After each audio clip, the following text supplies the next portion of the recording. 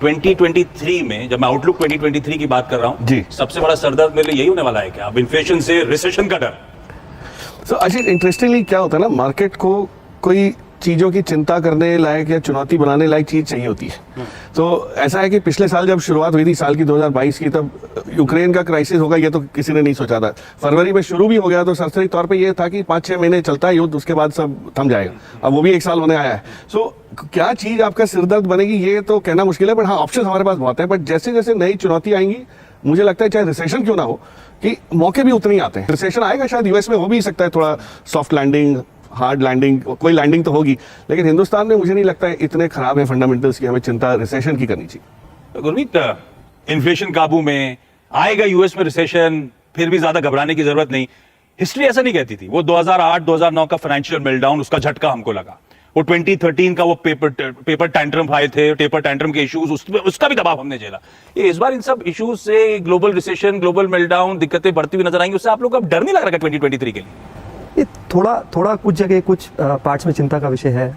तो अगर आप डेटा को देखें, मैं मानता हूँ कि पैसा बनाना थोड़ा सा मुश्किल रहेगा 2023 में। बनेगा, थोड़ा सा आपको शायद मेहनत और रिसर्च ज़्यादा लगेगी, क्योंकि आपको कुछ पॉकेट्स में इंडिया अच्छा कर रहा है। आप बैंक क्रेडिट ग्रोथ अच्छा है हमारा, आप एयर ट्रैवल देखिए हाईएस्ट एवर रहा नवंबर में, आप ईवे बिल देखिए लगभग 80 मिलियन से ऊपर ईवे बिल आए नवंबर में। तो कुछ पॉकेट्स में अच्छा लग रहा है। रूरल अभी भी थोड़ा सॉफ्ट है, थोड़ा सा हमें मॉडरेशन देखने को मिल रहा है एक्सपोर्ट ओरिएंटेड सेक्टर्स में, थोड़ा बहुत आईटी में, एपीआईज में, तो थोड़ा सिलेक्टिव होने की जरूरत है। और दूसरा मुझे लगता है कि जो आउट परफॉर्मेंस इंडिया का हुआ है, वो मैंने 17-18 साल में ऐसा आउट परफॉर्मेंस इंडियन मार्केट्स का नहीं देखा। मैं 2003-4 से हूँ मार्केट में।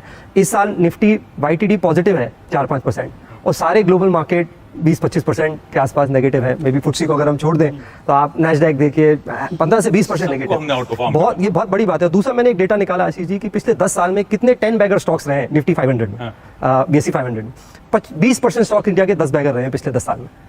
आई थिंक जैसे जैसे चीजें इंप्रूव होंगी इंडिया और अच्छा करेगा। तो प्रकाश सर, 2023 में बैंक्स की आईटी आई थिंक 2023 में आईटी पे जो मार पड़ रहा है, और हमारे यहाँ आईटी कंपनीज ग्लोबल हैं, बैंक्स डोमेस्टिक है।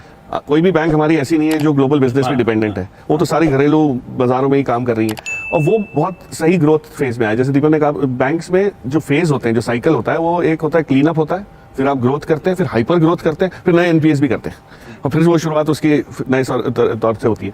हम जिस स्टेज पे हैं वो ग्रोथ स्टेज पे है। आप सबकी एक दो पैरामीटर्स देखिए बैंक्स की, और खासकर पीएसयू बैंक्स में भी, तो आरओए जो बढ़ रहा है, जो क्रेडिट ग्रोथ आ रही है, 15-16% क्रेडिट ग्रोथ मैंने तो 4 साल में नहीं देखी पिछले। और एक आध कोई प्राइवेट सेक्टर बैंक ने क्लॉक कर दिया तो ठीक है। जो तेजी आ चुकी है 2023 में, और अपटिक्स अप और अप मूव्स, ज्यादा स्वीट स्पॉट में अभी भी बैंक्स नजर। एब्सोल्युटली, बैंक्स के परफॉर्मेंस में तो ऐसा है नहीं कि दिसंबर के बाद कोई हुलिया बदलना है। परफॉर्मेंस तो जारी रहेगी। जो प्रोविजनिंग की हुई है वो राइट बैक हो रहे हैं, रिकवरीज हो रही है। यहाँ तक कि एकदम मरे हुए बैंक्स जो थे, जिनकी बैलेंस शीट फ्रैक्चर्ड थी, उसमें भी तेजी आनी शुरू हो गई या रंगत आनी शुरू हो गई। आईटी का जो आपका सवाल है बहुत इंपॉर्टेंट है, क्योंकि लोग थोड़े से वैल्यू ट्रैप में फंस जाते हैं कि अरे इन्फोसिस और TCS इतने सस्ते मिल रहे हैं। अब उनको थोड़ा मार पड़ रहा है। अच्छी कंपनीज है, नो डाउट, बट जो साइकिल उनका जो चल रहा है उसमें अपसाइड काफी हद तक प्राइस इन हो चुकी है। अगर कॉन्ट्रैक्ट्स जनवरी में नए नहीं मिलते हैं तो फिर आपका साल जो है वो नरम जाने की पूरी गुंजाइश है। नया पैसा जो आ रहा है या क्लाइंट्स के पैसे को कहाँ चैनल, 2 सबसे प्रिफर्ड पिक्स 2023 के लिए आपकी तरफ से? जैसे गुरमीत ने कहा कि 2023 में पैसा बनेगा, बट थोड़ी ज्यादा रिसर्च लगेगी, ज्यादा मेहनत लगेगी, तो वो तो वो जस्टिफाई करना जरूरी हो जाता है। सो मैं इस एक कंपनी मेरे जहन में जो आ रही है, जो काफी अननोन सी है, और इसलिए मैं ये बोल रहा हूँ कि अब मौका और समय इस चीजों का आ गया है कि जो मोमेंटम वाली चीजें हैं वो नहीं चलेंगी, क्योंकि मोमेंटम में रुकावट आ सकती है तो आप मार खा सकते हैं। आपके पोर्टफोलियो में ये देखना है कि कोई यूनिक बिजनेस मॉडल्स हैं कि नहीं, और उस लिहाज से एक कंपनी है जिसका नाम है PDS लिमिटेड। ये कंपनी थोड़ी सी अंडर वैल्यूड है, अंडर डिस्कवर्ड भी है। तो गुरमीत के शब्दों के हिसाब से मेहनत जो कर रहे हैं उसमें ये रिसर्च में मेहनत करिए आप खुद। और एक आइडिया मेरे गुरमीत दे तो अपन जाके स्टडी करने वाले हैं PDS लिमिटेड। आप कंप्लीट सर्कल में कौन सा स्टॉक पे दांव लगा दो?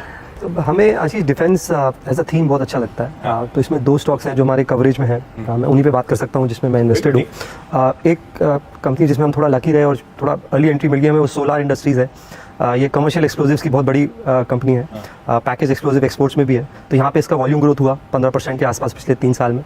और ये जो डिफेंस में इनकी एंट्री हुई है बहुत अच्छी हुई, इनका ऑर्डर बहुत अच्छे मिल रहे हैं, और इनका बेस्ट पार्ट है इनके पास कंज्यूमेबल डिफेंस के प्रोडक्ट्स ज़्यादा हैं, तो फ्रीक्वेंसी ऑफ ऑर्डर जो है और जो उसका एग्जीक्यूशन है वो भी टर्न अराउंड अच्छा होता है। तो ये हैंड ग्रेनेड्स में है, पिनाका रॉकेट्स में है। इन्होंने अभी टेक्नोलॉजी पे बहुत काम किया है, तो मिसाइल और रॉकेट्स को एक ही फैसिलिटी में इंटीग्रेट करते हैं, जिसमें आपका ये वॉरेट्स होता है, डिटोनेटिंग यूनिट्स होते हैं। अभी विक्रम एस का लॉन्च हुआ जो आपने देखा होगा, वो इन्हीं के सब्सिडी के थ्रू हुआ।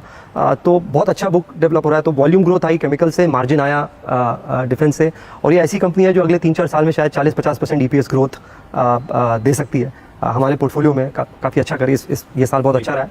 और इसी में हमें HAL भी अच्छा लगता है, क्योंकि HAL के साथ क्या है कि ये पहली डिफेंस कंपनी है जिसका मार्जिन बढ़ा है। 20-22% एबिटा मार्जिन से करीबन अब 25-26% पे आ गए हैं।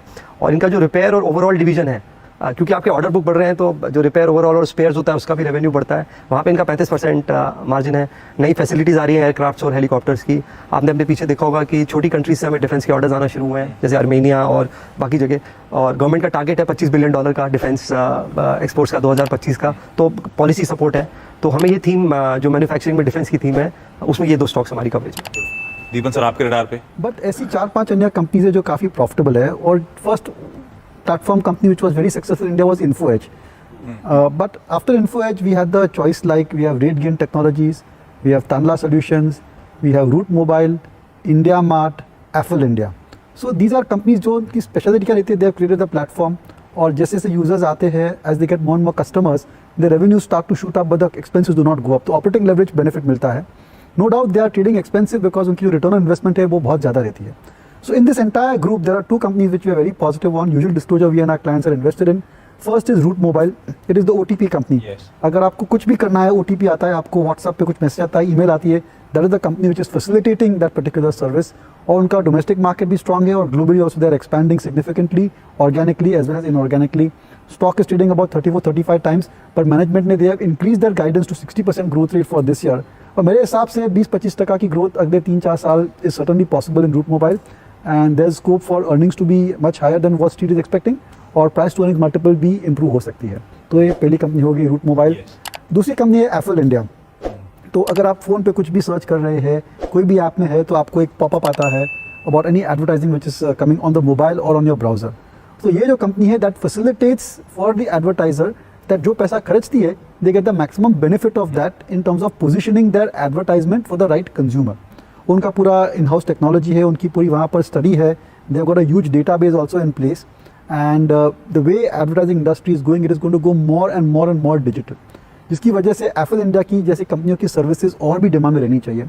दे have a huge market when it comes to regional advertising, means regional languages में, which they have not even scratch the surface.